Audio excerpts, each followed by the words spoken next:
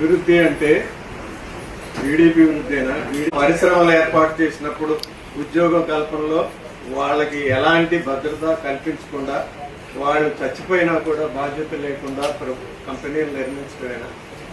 ఎందుకంటే మాట్లాడాల్సి వస్తుందంటే ఇది చరిత్రలో పునరావృతమైంది. 1830కి ముందు పారిశ్రామికలు వచ్చినప్పుడు ఇంగ్లాండ్లో ఇలాగే ప్రాణాలు పోయేవి. ప్రాణాలు పోయినప్పుడు కోర్టులకు వెళ్తే కోర్టులు కూడా పట్టించుకునే వాళ్ళు కాదు. అప్పుడు చట్టాలు ఉండేవి కాదు, ఎలాంటి వాళ్ళకి రక్షణలు ఉండేవి కాదు.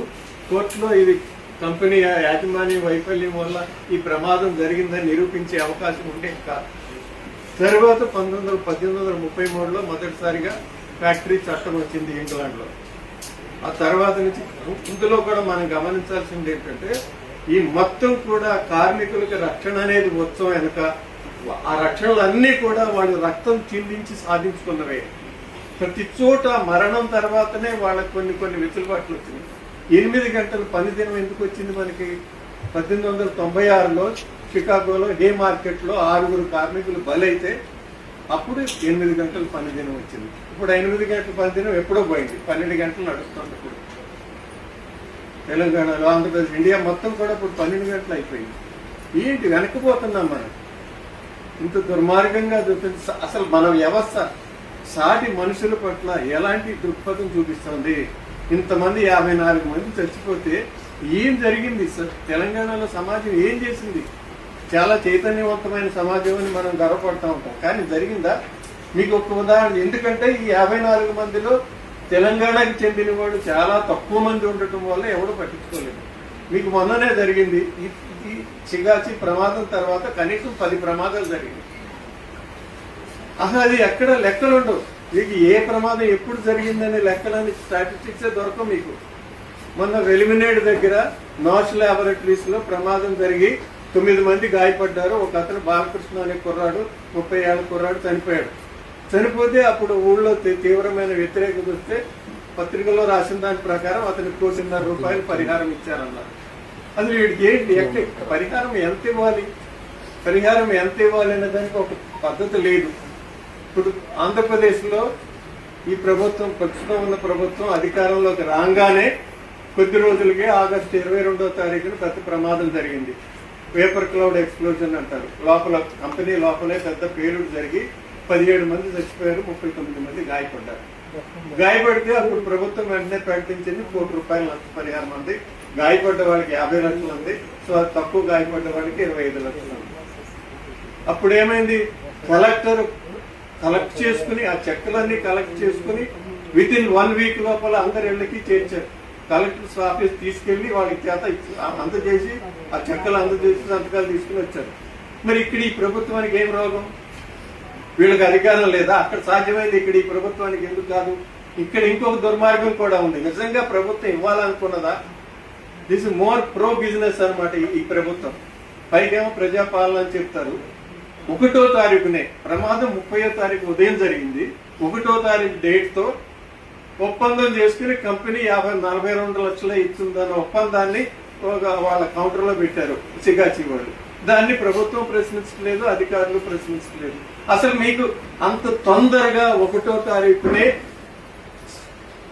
కాంపెన్సేషన్ పరిహారం గురించి ఏర్పాటు అగ్రిమెంట్ చేసుకోవాల్సిన అవసరం ఏమొచ్చింది ప్రభుత్వానికి? అంత తొందరపాటు. అసలు ఎంతమంది చచ్చిపోయారో కూడా అప్పటికి స్పష్టత లేదు.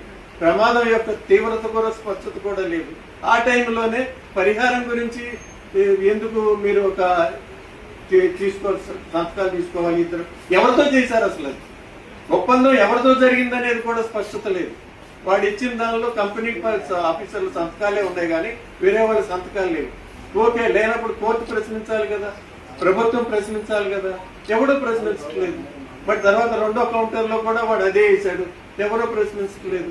ఏమవుతుంది ఇక్కడ? కోర్టుల్లో న్యాయం జరుగుతుందా? మన దానికోసమే మనం వెళ్తున్నాం కదా. ఎందుకు ఇందులో అంత అర్థం కాని సమస్య, తీవ్రమైన లోతైన న్యాయపరమైన అంశాలు ఏమున్నాయి? కోర్టుకి ఇంతకాలం పట్టడానికి నాకు అర్థం కాలేదు. అంత క్లిష్టమైన సమస్యనా ఇది? 54 మంది వాళ్ళు తప్పు చేసి చచ్చిపోయారా? కాదు కదా. కంపెనీకి బతకడానికి వెళ్ళారు, బతకడానికి వెళ్తే మీరు చంపేశారు.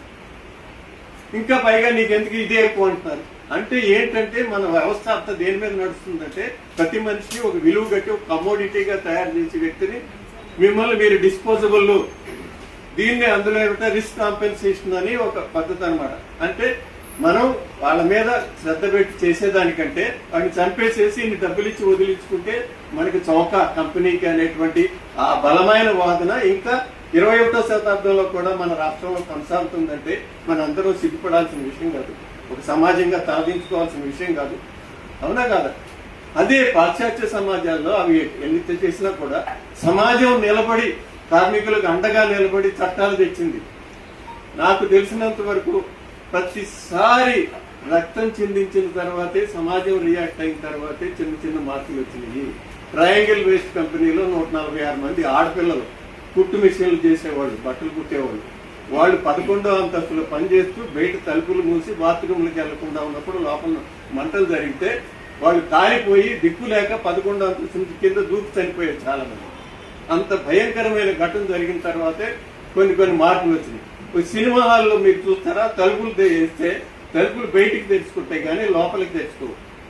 అది లోపలికి తెరుచుకునే తలుపులు ఉన్నప్పుడు ఏమైందంటే ఇంగ్లాండ్ లో ప్రమాదం జరిగినప్పుడు వీళ్ళు పరిగెత్తినప్పుడు తలుపులు ఇంకా మూసుకుపోతాయి. అందరూ తొందరలో ఉంటారు కనుక తలుపుని తోసినప్పుడు తలుపు మూసుకుంటుంది కానీ తెరుచుకోదు.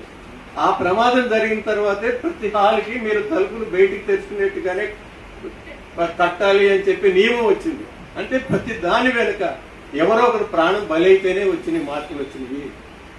ఆ చిన్న చిన్న విషయాలు కూడా. ఇంకా మన దౌర్భాగ్యం ఏంటంటే ఇంజనీరింగ్ చదువుకుని ప్రభుత్వ ఉద్యోగం చేస్తూ అధికారాన్ని చెలాయించే ఫ్యాక్టరీ ఇన్స్పెక్టర్లు కానీ, పొల్యూషన్ కంట్రోల్ బోర్డు ఇంజనీర్లు కానీ అసలు కార్మికుల పట్ల, ప్రజల పట్ల, ఉద్యోగుల పట్ల ఎలా వ్యవహరిస్తున్నారు? వాళ్ళు ఎంతసేపు ఇన్స్టిట్యూషనల్ మాల్ఫీసెన్స్ తమను తాము కాపాడుకోవటమేనే కానీ వాళ్ళకి న్యాయం జరగాలనేటువంటి ఆలోచన వాళ్ళకి ఎప్పుడు కనపడుతున్నారు. మొన్న మధ్యనే నేను అడిగాను డైరెక్టర్ ఆఫ్ ఫ్యాక్టరీస్ ఫోన్ చేసి, అయ్యా మీరు అక్కడ ఇంతమంది ఇన్ని ప్రమాదాలు జరిగినాయి కదా ఈ మధ్య, ఆ ప్రమాదాల గురించి ఏ సమాచారం మాకు తెలియదు, ఊరికిన పేపర్లో రాస్తారు ఇక్కడ పేలింది అంటారు.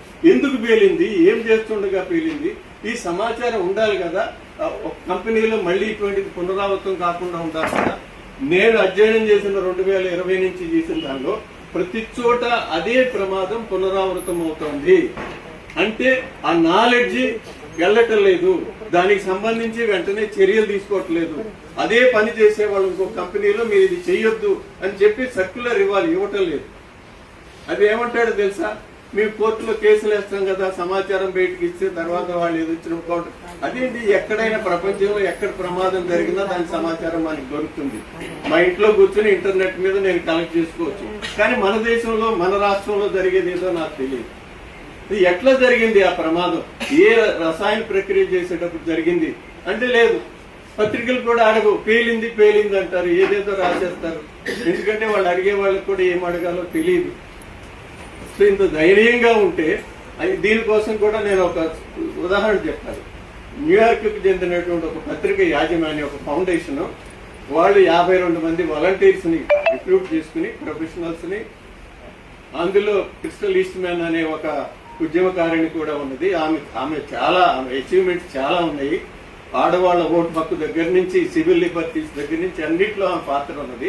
వాళ్ళందరూ కలిపి పిట్స్బర్గ్ లో ఈ కార్మికుల మరణాల గురించి, అందులోనూ అక్కడ కూడా ఇక్కడ మనకి వేరే రాష్ట్రాల నుంచి వలస వచ్చి ఎట్లా చచ్చిపోతున్నారో, అక్కడ పిట్స్బర్గ్ లో పరిశ్రమల్లో ఇతర యూరోప్ దేశాల నుంచి ఇక్కడ ఏదో బాగుపడదామని వచ్చి ఇమ్మీడియట్ గా ఉద్యోగాల్లో చేరి శవాలైపోయేవాళ్ళు. వాళ్ళు ఇంటి దగ్గర అప్పులు చేసి ప్రయాణం చేయడానికి వచ్చి అప్పు తీరకుండానే వీళ్ళు చచ్చిపోయేవాళ్ళు. వాళ్ళకి పిల్లలు ఉండేవాళ్ళు, వాళ్ళ పిల్లల పోషించ కోసం భార్య ఎవరో మళ్ళీ ఆ ఉద్యోగం చేయాల్సి వచ్చేది. అట్లా అంత జరుగుతున్నప్పుడు వీళ్ళు వాటన్నిటినీ సర్వే చేసి ఏడాది పాటు దాని 9 నివేదికలు తయారు చేసింది సివిల్ సొసైటీ అక్కడ. అందులో వర్క్ లా అండ్ ఇంకోటి సరిగ్గా గుర్తు రావట్లేదు నాకు, అది వర్క్ యాక్సిడెంట్స్ అండ్ లా అని చెప్పి ఒక రిపోర్ట్ రాసింది. ఆ రాసిన తర్వాత అప్పుడు ప్రభుత్వంలో చలనం వచ్చి, సమాజంలో చలనం వచ్చి చట్టాలు వచ్చినాయి. లేకపోతే ఎవడో పట్టించుకునేవాడు కాదు. కానీ మన దగ్గర మనం ఎందుకు చేయలేకపోతున్నాం? 54 మంది భోపాల్లో అంతమంది చచ్చిపోయారు. ఏమైంది? మన దగ్గర ప్రపంచం అంతా మార్పు వచ్చింది కానీ సేఫ్టీలో మన దగ్గర ఏం లేదు. ఊరిని కాగితాల మీద మార్పులు చేశారు కానీ యాక్చువల్ గా పని దగ్గర ప్రమాణాలు పాటించడం అనేది లేదు. అసలు సేఫ్టీ ఎడ్యుకేషనే లేదు ఈ దేశంలో. ఆ సేఫ్టీ ఎడ్యుకేషన్ ఇంపార్టెన్స్ అనే అనుకోవట్లేదు ఏ ప్రభుత్వం కూడా. నాకు మీకు చెప్తాను, ఒకసారి ఈస్ట్ కెంట్కి ఒక యూనివర్సిటీ నుంచి విజయ్ గొల్లా అని చెప్పి ఒక తెలుగు అతనే అక్కడ సేఫ్టీలో ఎడ్యుకేషన్లో పని చదువుతున్న అతను అసిస్టెంట్ ప్రొఫెసర్ వచ్చినప్పుడు అన్నాడు, మేము ఇక్కడ కూడా ఏదైనా స్టార్ట్ చేస్తామండి అంటే ఒక ఎడ్యుకేషనల్ ఇన్స్టిట్యూట్ అని చెప్పి ఒక చోటగా విజ్ఞాన జ్యోతి ఇన్స్టిట్యూట్కి తీసుకెళ్ళాను నేను. అక్కడ ప్రిన్సిపల్ తెలిస్తే వాళ్ళు అక్కడికి వెళ్ళి దీనిలో డబ్బులు ఏమి రావని చెప్పేసి వాళ్ళు ఏమి ఇంట్రెస్ట్ చూపించలేదు. ఎందుకంటే మనకి డొనేషన్లు కట్టి చదివే డబ్బులు అయితే ఆ కోర్స్ అయితేనే చేస్తారు, లేకపోతే చేయరు. ప్రైవేట్ యూనివర్సిటీలు అంటే అక్కడ వాళ్ళ వ్యాపార అవసరాలకి వాళ్ళ సామాజిక అవసరాలకి కావాల్సిన వాళ్ళని తయారు చేసుకోవడానికి వచ్చిన ప్రైవేట్ యూనివర్సిటీస్ అక్కడ. ఇక్కడ ప్రైవేట్ యూనివర్సిటీ అంటే ఏడాదికి ఎన్ని కోట్లు జేబులో వేసుకోవచ్చు, ఎలాంటి రిస్క్ లేనటువంటి వ్యాపారం అయిపోయింది. అందువల్లనే మన విద్య ఇంత దరిద్రంగా తగలబడింది. దానికి మనం గొప్ప ఏం చెప్పుకుంటున్నాం, అమెరికా నిండా మన ఇంజనీర్లు వెళ్ళారు, అట్లా ప్రైవేట్ విద్య వచ్చినందు వెళ్ళారంట. ఆ టైం అయిపోయింది కదా, అది స్టాక్ బబుల్. అది is now already that option is close now. ఈ ప్రైవేట్ కాలేజీలన్నీ ఒకటి మూతపడిపోతున్నాయి. ప్రాథమిక విద్యను వదిలేసేసి ఇంజనీరింగ్ విద్య మీద 600-700 కాలేజీలు కట్టారు.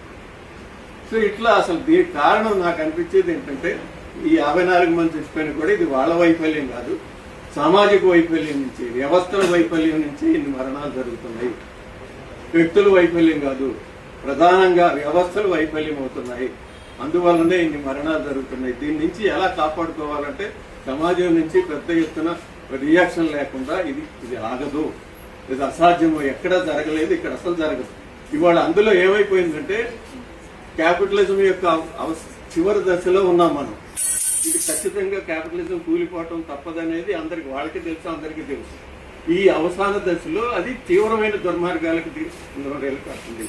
అందులో భాగమే ఈ గ్రోత్ అనే దానికోసం కార్మికులు బలి చేయటం అనేది. కనీసమైనటువంటి బాధ్యత లేకుండా, ఎలాంటి సౌకర్యాలు రక్షణ లేకుండా అది వస్తే ఏమైంది, ఇన్ని డబ్బులు పడేద్దాం, ఎంత పడేయాలనే దాని మీద ఒక లెక్కలేదు.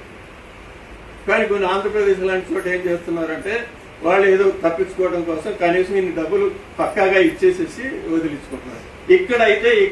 ఇక్కడ అసలు అది కూడా అవసరం లేదు, వీళ్ళకి ఏమైనా చెప్పొచ్చు, ఏమైనా మాట మార్చేయచ్చు అనుకునేటువంటి రాజకీయం నడుస్తుంది. ఇక్కడ 1వ తారీఖున పొద్దున వెళ్ళి నువ్వు ₹1 కోటి ఇస్తానంటే అప్పటికే నువ్వు అగ్రిమెంట్ జరిగిపోయిందని కంపెనీ వాడు చెప్తున్నాడు.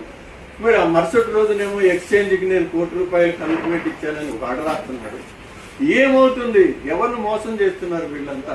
సమాజాన్ని అంత ఈజీగా మోసం చేసుకునే పరిస్థితులు. ఇంకా దీనికంటే దుర్మార్గం ఏంటంటే అదే షిగాచి కంపెనీకి కర్నూలు దగ్గర ఓర్వకల్ అనే ఇండస్ట్రియల్ ఎస్టేట్ లో 25 ఎకరాలు ఒకసారి ఇచ్చారు, 97 ఎకరాలు ఒకసారి ఇచ్చారు. ఆ 25 ఎకరాల్లో ఫార్మాస్యూటికల్ కంపెనీ పెట్టుకోవడానికి కనీసం ప్రజాభిప్రాయ సేకరణ కూడా అవసరం లేకుండా నిపుణుల కమిటీలు అనుమతి ఇచ్చినాయి. మేము ప్రతి దశలోనూ అభ్యంతరాలు పెడుతుంటే నిపుణుల కమిటీ వాళ్ళు అవసరం లేదు, ఈ అభ్యంతరాలు చెల్లవు అని చెప్పి కంపెనీకి మాట్లాడారు. ఈ కంపెనీ చరిత్ర ఏమిటి, ఎంతమంది చచ్చిపోయారు, ఎందుకు చచ్చిపోయారు, అసలు ఆ ఇండస్ట్రీలో ఎస్టేట్ లో కెమికల్ ప్లాంట్ పెట్టడానికి అనుమతులు లేవు. అక్కడ ఆ industrial estate was for something else. మీరు ఎట్లా అనుమతిస్తున్నారు అంటే ఏదో ఒక దొంగ ఓఎం చూపించి కేంద్రంలో ఈ ఓఎం ఉంది, ఈ ఓఎం ఆ ఓఎంలో ఏది కోట్ చేయండి అంటే మరి చూపిస్తారు. ఆ ఓఎంలో ఏ పారాగ్రాఫ్ ప్రకారమో మీరు అనుమతి ఇచ్చారంటే మాట్లాడతారు. ఎందుకంటే అది రాజకీయమైన కారణం. ఆ కంపెనీకి వాళ్ళు ఫేవర్ చేస్తున్నారు. They decided to give them. అక్కడ 1000 కోట్లు పెట్టుబడి పెడతాడు. ఇక్కడ కార్మికులకు ఇవ్వడానికి వాడి దగ్గర రూపాయి లేదు, ఇవ్వలేదంటున్నాడు. అక్కడేమో 1000 కోట్లు పెట్టుబడి పెడతాడని చెప్పి ఆహ్వానించి మరి ఇలాంటి అనుమతులు, ప్రజలతో సంబంధం లేకుండా అనుమతులు ఇస్తున్నారు.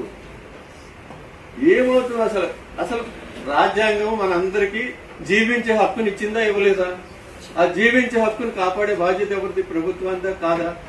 మరి ప్రభుత్వం జీవించే హక్కును పక్కన పెట్టేసేసి కంపెనీలకి అడ్డగోలుగా అనుమతులు ఇచ్చి వాడు హాని చేయడానికి ఎలాంటి అడ్డంకులు లేకుండా ఎందుకు చేస్తున్నారు? ఎట్లాగా హాని చేయొచ్చు కదా, చంపేశారంటే హాని చేయటమే కదా.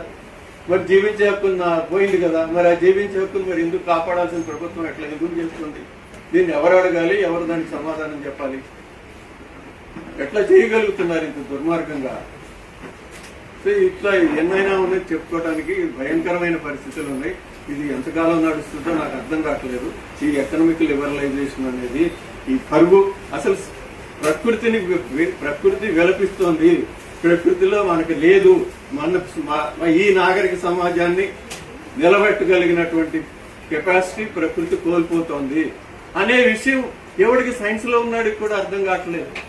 తెలిసినా తెలియనట్టు ఉంటున్నారు. నాకు గడిచిపోతుంది కదా అంటున్నారు. నిజం ప్రజలకు చెప్పాల్సిన బాధ్యతను అందరూ విస్మరిస్తున్నారు. ఎట్లాగా ఎంతకాలం నడుస్తుంది? ఇంకా 4-5 ఏళ్ల సమయమే ఉంది మనకి. 4-5 ఏళ్ల తర్వాత వీళ్ళు ఏమి చేయరు, చేసే లక్షణాలు కూడా కనపట్లేదు. ఇవాళ యూరప్ లో పరిస్థితులు ఏంటి? రోడ్లు పగిలే ఎండలు అట్లా ఉన్నది అక్కడ. యూరప్ కే దిక్కు లేదు వాళ్ళకి. మొన్న పొద్దునే చదివాను కూడా. అసలు ఎంత వేడంటే వాళ్ళు దుప్పట్లు కప్పుకుని దుప్పట్ల మీద నీళ్లు పోసుకుని పడుకుంటున్నారు. మళ్ళీ ఆ 2 గంటల్లో ఆరిపోతున్నాయంట. మళ్ళీ వెంటనే మళ్ళీ వెళ్ళి నీళ్లు పోసుకుని పడుకుంటారు. ఎట్లా అంత పరిస్థితి యూరోప్లో ఉంటే మన దగ్గర ఎలా ఉండబోతుంది? ఇదంతా కూడా సోకాల్ బ్యాడ్ డెవలప్మెంట్ మోడలే కదా ఈ వాళ్ళ ప్రకృతి వైపరీత్యాలు జరగడానికి. ఈ మోడల్ నుంచి మనం బయటపడటానికి మనం ఓటేసి సన్నాసాలను కూర్చోబెట్టి ఇంకా హాని చేయించుకుంటున్నాం. మనం ఇంత దుర్మార్గం అయిపోతే దీని నుంచి ఎట్లా బయటపడదాం అనేది అందరం ఆలోచించాలి. నమస్కారం.